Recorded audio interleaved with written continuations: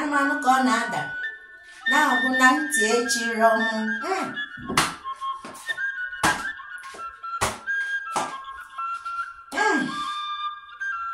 Ọ daala ya. Ndewonu ndị ọma na-ege ntị, anyị ka nọ n'asụsụ Igbo.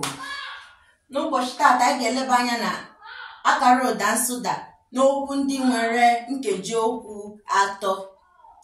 Akara ụda nsụda n'okwu ndị nwere nkeji okwu atọ. Anyị emela maka ndị nwere nkeji okwu abụọ. Ihe a bụ ụfọdụ okwu ndị nwere nkeji okwu atọ. Chetakwa na m kwuru na akara ụda nsụda anaghị aka ụda nsụda dịka e nwere n'ụda elu na ụda ala. Kama a ga-enwerịrị ọ bụrụ ụda elu maọbụ ụda ala tupu enwe gịnị ụda nsụda.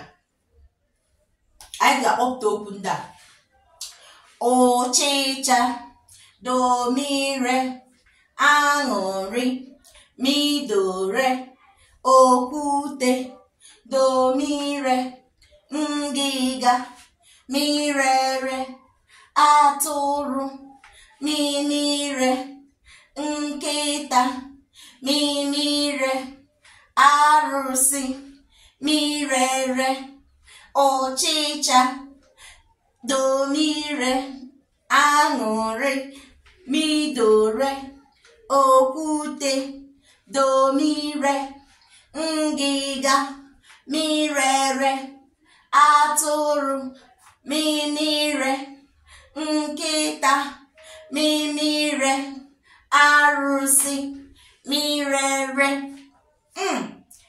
Ifu ka ọ na-ada.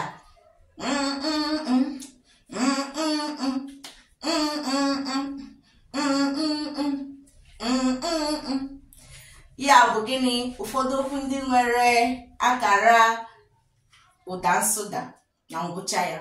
Ọ na-abụkarị na ngwụcha ka ọ na-enwe akara ụda nsụda. Anyị ga-akwụsị ebe a. Chetakwa sonyela anyị na Igbo Language with Kassie. Ka ọ dị oge ọzọ. Ndewo.